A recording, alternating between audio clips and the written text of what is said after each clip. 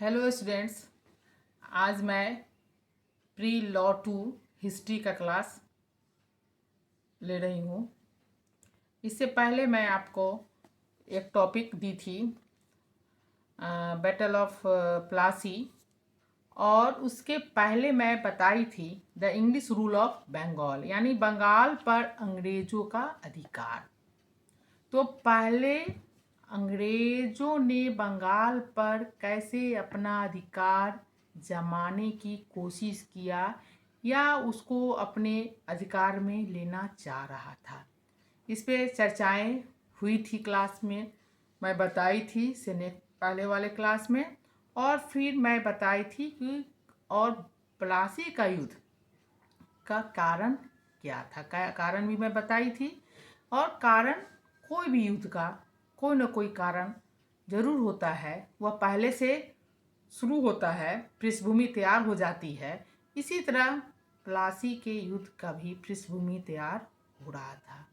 हम इसके पहले आपको बताए थे कि अंग्रेज़ कैसे बंगाल पर हावी होने के लिए वह अपनी अपनी गलत नज़रियों से वह देखता था और सोचता था कि मैं कैसे चालाकी करूं, मैं ऐसा चालाकी करूं किसको मैं अपने में मिला लूं। यानी उसका तो वह रूल थी, फूट डालो और राज करो, मैं पहले भी बताई थी।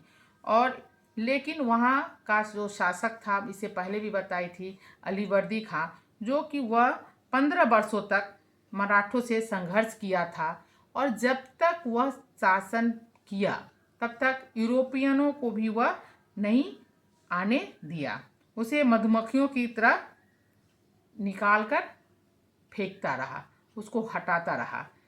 उसके बाद जब प्लासी का युद्ध हुआ, उस समय बंगाल का नवाब सिराजुद्दौला था। तो कारण बहुत सारे थे। तो सिराजुद्दौला जब नवाब था तो वह कैसा नवाब था, और अंग्रेज़ों की जो रूल थी, जो अपनी कूटनीति चाल चल रही थी, तो वह भी समझता था कि नवाब भी मुझे समझ रहा है, मेरी चालाकी वह समझ रहा है। तो यहाँ पे बहुत अंग्रेज इतिहासकार जो है वह नवाब सिराजुद्दौला को विलासिता, क्रूरता और शासन में अत्याचार को झगड़ने का मुख्य कारण बताया है। यानी उन लोग का, उस इतिहासकारों का कहना था कि वह अत्याचारी भी था, हाँ, और क्रूर भी था। लेकिन उसका कहना था कि नवाब का शासन अप्रिय भी था। कुछ का कहना था कि नवाब का जो शासन था वह अप्रिय था, और उसे गद्दी से हटाने के षड्यंत्र भी चल रहे थे कि कैसे इसे गद्दी से हटाया जाए, क्योंकि नवाब प्रारंभ से ही अंग्रेज़ों का शत्रु था।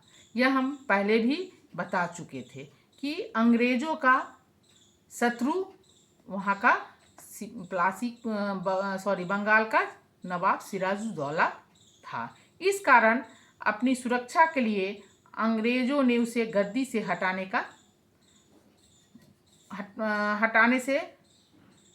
हटाने की कोशिश कर रही थी कि कैसे हम गद्दी से हटाएं। परंतु यह विचार सही नहीं थी, क्योंकि नवाब का शासन भारत में उस समय के अन्य शासकों के शासन से भिन्न था। और बहुत जगह नवाब थे, लेकिन बंगाल एक समृद्ध और शक्तिशाली प्रांत था, और उसकी जो विचार थी वह और नवाबों से अलग थी। और कहा जाता है, और ऐसे कहा नहीं जाता है, सही मायने में वह बहुत धन से वह भरा पड़ा वह प्रांत था, और शक्तिशाली भी था। तो स्वाभाविक है कि जो अंग्रेज को तो भय होगा ही कि यह शक्तिशाली है, पहले मैं वहाँ पर अपना अधिकार जमा लूँगा तो हम भारत में स्नेह स्नेह धीरे धीरे हम आगे बढ़ते जाएंगे। तो यह देखते हुए बहुत सारा कारण होने लगा कि कारण और क्या था कि नवाब का शासन जो था वह बहुत ही उसको हम कहेंगे कि नवाब जो था वह कठोर शासन, कठोरता से, वह दृढ़ता से वह अपना शासन को चलाता था। तो यह इसके कारण हुआ कि बहुत सारे उस झगड़े के बहुत कारण हुए, जिसमें एक पहला कोई भी मुद्दा होता है तो पहला आता है वहाँ का राजनीतिक कारण। तो पहला बच्चों राजनीतिक कारण क्या था, क्यों ऐसी, उस कारण में क्या थी राजनीतिक में, तो क्या था कि झगड़े का मुख्य कारण था कि सिराजुद्दौला को अपनी शक्ति का व्यवहारिक प्रयोग था, यानी वह अपनी शक्ति का, उसे अपने आप की शक्ति का वह प्रयोग करता था। जिस समय पर वह गद्दी पर बैठा तो उसे उस समय में पारिवारिक झगड़ा जिसको कहते हैं वह क्रिएट हो गई थी। और उसके पहले जैसे हम आपको बताएं कि अली वर्दी खां, तो अली वर्दी खां के मरने के बाद जब सिराजुद्दौला गद्दी पर बैठा तो अली वर्दी खां की जो वह बेटी थी उसका नाम था घसीटी बेगम। तो घसीटी बेगम सिराजुद्दौला के छोटे भाई और अपने गोद लिए हुए लड़के मुराउद्दौला को नवाब बनाने के पक्ष में थी। पूर्णिया का सूबेदार शौकत जंग जो सिराज को दूसरी मौसी का लड़का था, गद्दी का दूसरा दावेदार था। तो यहाँ क्या हुआ कि घर में ही झगड़ा शुरू हो गया, प्रॉब्लम क्रिएट होने लगा। और अक्टूबर 1756 में नवाब ने एक युद्ध में परास्त किया और मार दिया। नवाब का सेनापति तथा अली वर्दी खां का बहनोई मीर जाफर, जिनके बारे में आप लोग भी जानते हैं कि मीर जाफर कौन था। तो मीर जाफर अभी अली वर्दी खां का बहनोई यदि नवाब बनने का नहीं तो वह नवाब के नाम को स्वयं राज चलाने के लिए अवश्य उत्सुक था। उसे इच्छा थी कि मैं नवाब बनूं, और वह वहाँ का कौन था, सेनापति था। तो उसकी अंदर से यह इच्छा होती थी कि सिराजुद्दौला अगर नवाब नहीं रहता अगर, तो मैं यहाँ का नवाब बनता। तो यह लड़ाई झगड़ा शुरू हो रहा था। ऐसी स्थिति में अंग्रेज जो है वह अपना रोटी सेकना शुरू किया। कुछ ऐसी भी घटनाएं हैं जो कि सिराजुद्दौला ने यह अनुभव किया कि अंग्रेज न केवल उसकी आज्ञा को ही मानने से इनकार करते हैं, उनके शत्रु था और जो भी गद्दी के जो भी दावेदार हैं उनके उसको वह सहायता, यानी उसके जो भी एंटी थे, उनके जो भी शत्रु थे, उसको अंग्रेजों ने अपनी राजनीतिक चाल से वह अपने में मिलाना चाहता था। यह सिराजुद्दौला को भली भांति समझ में आ गया था। इस कारण नवाब होने के नाते उसने अंग्रेजों की शक्ति को दुर्बल करने का यानी कमजोर करने का वह प्रयत्न किया। सिराजुद्दौला ने ऐसा किया अंग्रेजों के साथ। उसको जब हम कमजोर करेंगे तब हम गद्दी पर रह पाएंगे। तो और दूसरी ओर अंग्रेज ने नवाब के विरुद्ध चल रहे षड्यंत्रों में भाग लेकर बंगाल में अंग्रेजी प्रभाव को बढ़ाने का उसको एक अवसर देखा। इसे ही कारण है नवाब और अंग्रेजों का संघर्ष। यह नवाब और अंग्रेजों के बीच यह संघर्ष होना शुरू हो गया।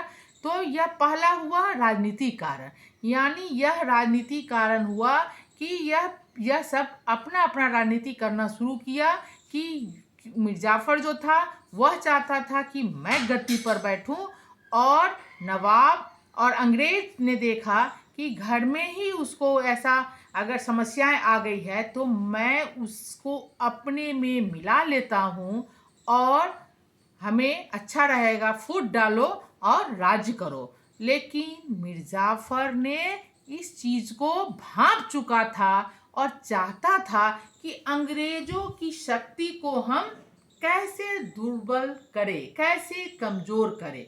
तो बच्चों यह एक पॉइंट हुआ प्लासी के युद्ध का कि राजनीतिक कारण। दूसरा हम देखते हैं कि सिराजुद्दौला का प्रभाव से ही अंग्रेजों पर शुरू से, सिराजुद्दौला के प्रारंभ से ही अंग्रेजों पर संदेह करना।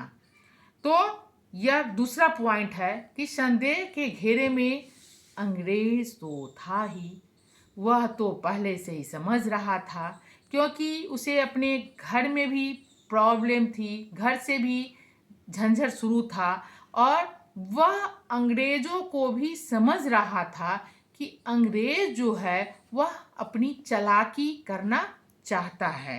कुछ अंग्रेज इतिहासकारों के अनुसार सिराजुद्दौला प्रारंभ से ही अंग्रेजों पर संदेह करता था। यानी कुछ अंग्रेज इतिहासकारों का भी यह कहना है कि वह प्रारंभ से भी वह उस पर संदेह करता था। नवाब अली वर्दी खां दक्षिण में अंग्रेजों और फ्रांसीसियों की प्रगति के कारण उसके प्रति शंकालु हो गया था। उसका विचार था कि यूरोपियन जो थे वह बंगाल में वही कार्य करेंगे जो वह दक्षिण में कर रहे थे। लेकिन हॉलवे ने लिखा है कि अली वर्दी खां ने सिराजुद्दौला से मरते समय कहा था कि देश में यूरोपियनों की शक्ति क्या है, इसका ध्यान रखो। यानी यूरोपियनों की शक्ति क्या है, इस पर भी तुम ध्यान अपना रखना। वह मरते समय यह सिराजुद्दौला को बोला था, और बहुत सारे पारस्परिक झगड़े के आधार पर उन्होंने राजा की भूमि और उसकी प्रजा की संपत्ति को वापस में बांट लिया है। और बहुत सारे कारण हैं। अंग्रेजों की शक्ति अधिक है, पहले उसे समाप्त करो। वह देखा कि अंग्रेजों की शक्ति अगर ज़्यादा बढ़ जाएगी तो पहले हमें इसे छीन कर देना है, और अतः तुम उन्हें कम दुख हो। जब तुम उनकी शक्ति को दबा दो तो मेरे बच्चे उनके सैनिक रखने और किले बनाने की आज्ञा मत देना। यानी उन्हें हम किले बनाने की आज्ञा नहीं देंगे। यदि तुमसे यह आज्ञा दी, अगर तुमने यह आज्ञा दी तो देश तुम्हारा नहीं रहेगा। अगर अंग्रेजों को तुम यह आज्ञा दे दिया कि तुम बच्चे को रखो, अपना किला बना लो, तो वह धीरे धीरे उसका पैर बढ़ते जाएगा, और क्या होगा कि वह जो है वह भारत जो है तुम्हारा देश है वहाँ से निकल जाएगा, देश यह तुम्हारा नहीं रहेगा। हॉलवेल का यह कथन चाहे एक विचार मत हो मात्र हो, जो भी हो, परंतु इसमें जो संकट वह जो अपना एक व्यक्त किया है, शंका जो एक अपना व्यक्त की गई थी, उसकी अवश्य ही बल था। और फिर हम देखते हैं कि तीसरा क्या कारण था।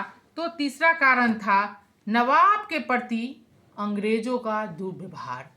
तीसरा पॉइंट है, थर्ड पॉइंट, कि अब देखते हैं कि पहला राजनीतिक कारण हुआ, तो राजनीतिक में क्या सामने आया, कैसे समस्या आई। दूसरा आपने देखा कि पहले से ही चालाकी समझ में नवाब को आ गया था। और तीसरा था कि नवाबों के प्रति अंग्रेजों का दुर्व्यवहार। यानी अंग्रेज जो था वह वहाँ के बंगाल के नवाब सिराजुद्दौला के साथ वह दुर्व्यवहार करता था, बहुत ही गलत व्यवहार करता था, और नवाब इस चीज़ को समझता था। यानी फ्रांसीसी की भांति अंग्रेज ने कभी भी नवाब के प्रति सम्मान प्रदर्शित नहीं किया।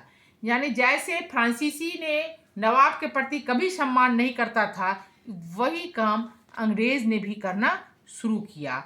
अंग्रेजों ने नवाब के राज्याभिषेक के अवसर पर भी उसे बहुमूल्य उपहार नहीं दिए। कहा नहीं जाता है, यह हकीकत था कि अंग्रेज के आंखों का तो वह कांटा बना हुआ था, तो वह जैसा व्यवहार देना चाहिए, क्योंकि वह वहाँ का नवाब था, तो वह वैसा कहा कि वह जब उसे ताजपोश हो रहा था तो एक उपहार दिया जाता था, तो वह उस समय अंग्रेज ने भी उसे उपहार नहीं अच्छा दिया।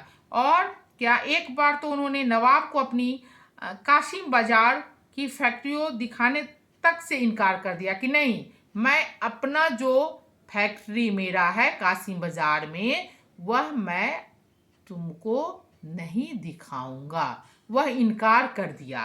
तो कहा जाता है कि नवाब के प्रति उसका व्यवहार जो था वह बहुत निंदनीय था, वह दुर्व्यवहार था। और नवाब को यह विश्वास हो गया था कि अंग्रेज उसके शत्रु शौकत शौकत जंग के पत्र व्यवहार कर रहे थे और इस सब का से नवाब के सम्मान को ठेस पहुंचे। तो वह उसके शत्रु, यानी पहले भी मैं बताई हूँ कि अंग्रेज ने नवाब के जो शत्रु थे उससे उसके साथ वह मिल जाता था, मिल गया था।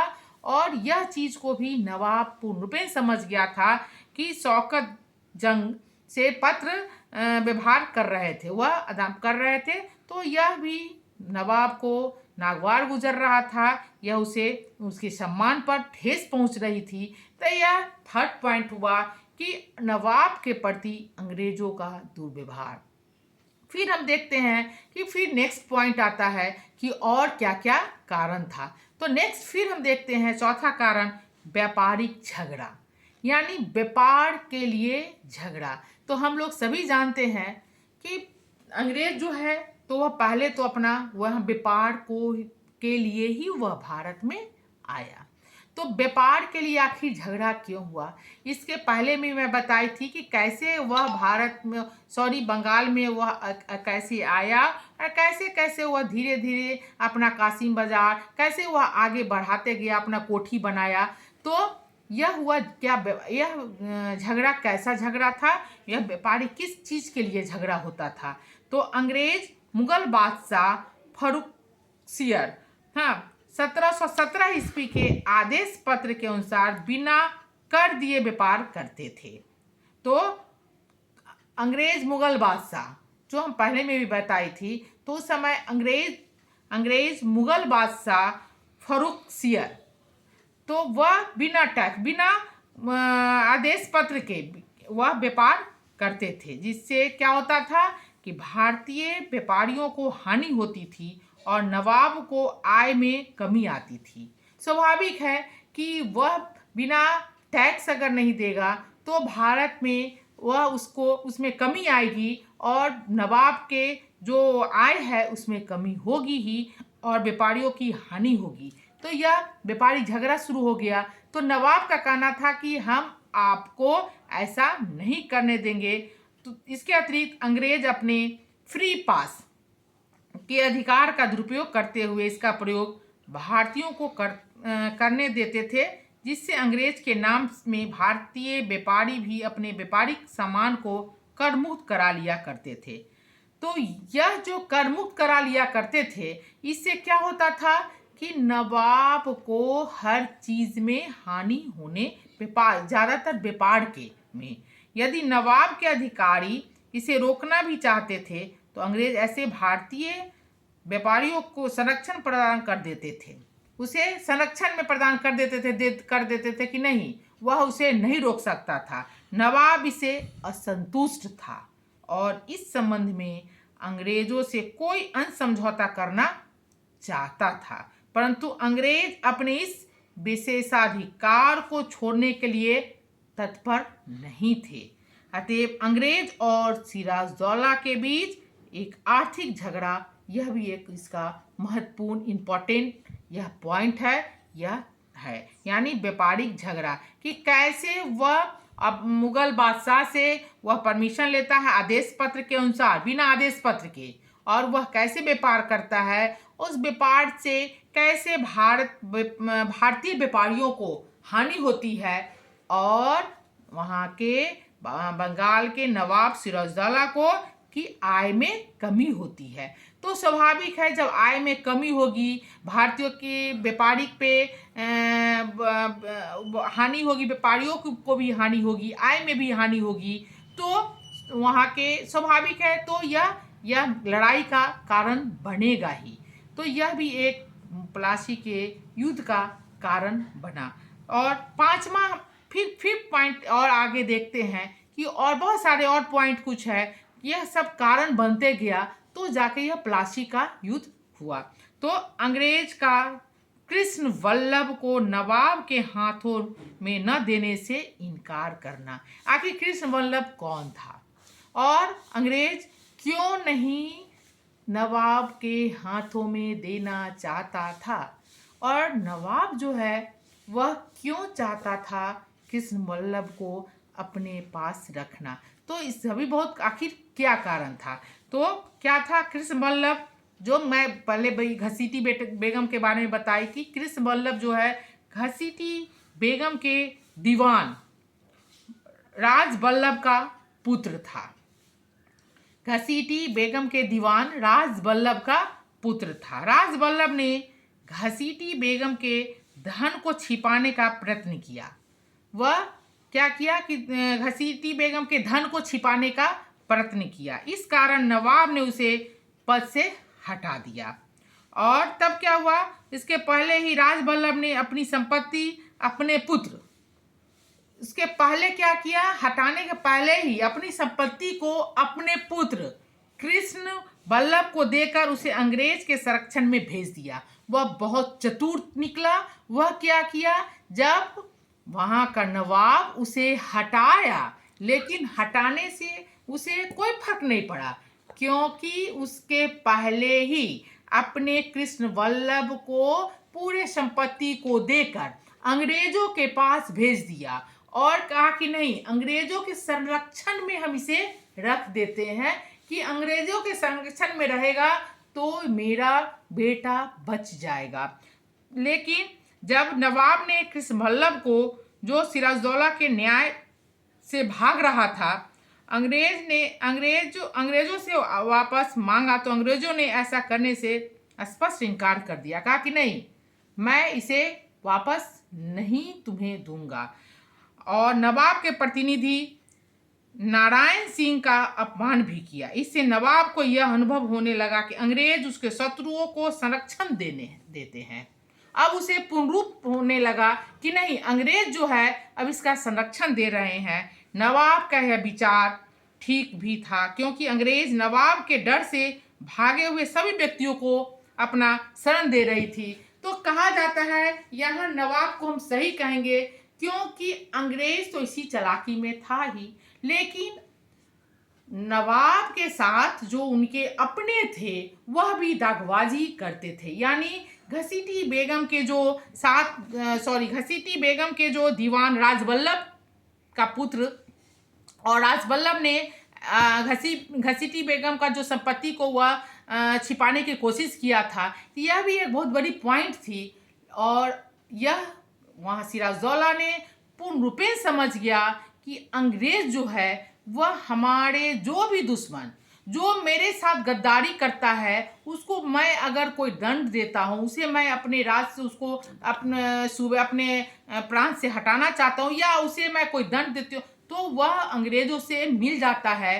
तो वह देखा कि अंग्रेज जो है वह मेरे शत्रु को अपने संरक्षण देता है। तो यह भी बहुत बड़ी पॉइंट हुई। तो यह सब पॉइंट प्लासी का युद्ध का बनते गया। तो बच्चों, और सारा इसमें फिर मैं इसी का कुछ छोटा छोटा आता है, इसमें एक्चुअली 19-20 मिनट का ही क्लास हो पाता है। फिर मैं नेक्स्ट क्लास में इसके बाद बताऊंगी कि यह प्लासी का युद्ध, प्लासी कहाँ पर था। और यह भी हम जानते हैं कि जब दोनों, और उस समय क्लाइव गवर्नर, उस समय कौन था, क्लाइव था गवर्नर जनरल।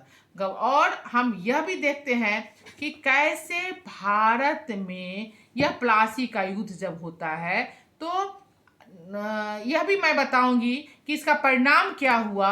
और फिर नेक्स्ट क्लास में मैं फिर इसी का छोटा सा मैं एक लेकर फिर मैं भेज दूंगी कि जो आप लोग इसको समझ लीजिएगा कि जब हम देखेंगे कि नवाब के पास उसकी सैनिकों की संख्या अंग्रेजों के सैनिकों की संख्या से बहुत ज़्यादा थी, लेकिन उसके बाद भी ऐसी स्थिति क्यों आई, तो मैं मैं स्पष्ट अगले नेक्स्ट क्लास में करूंगी कि इससे तब फिर जो लड़ाई होती है वह लड़ाई का परिणाम कहाँ पर होती है और इसका परिणाम क्या होता है। तो नेक्स्ट क्लास में मैं इस बता के तो आपको समझ में आ जाएगा कि अंग्रेज जो कितना चतुर था और अंग्रेज कैसा था और प्लासी का युद्ध का कारण क्या क्या बना, प्लासी का युद्ध क्यों हुआ और उसका परिणाम फिर मैं बताऊंगी। तो प्लासी का युद्ध का आपको क्वेश्चन भी आएगा, तो प्लासी का युद्ध का कारण और उसका परिणाम दोनों में से आप समझ लीजिएगा। और फिर तब उसके बाद मैं परिणाम बताने के बाद बक्सर के युद्ध का कारण और परिणाम बताऊंगी। ठीक है, तो धन्यवाद।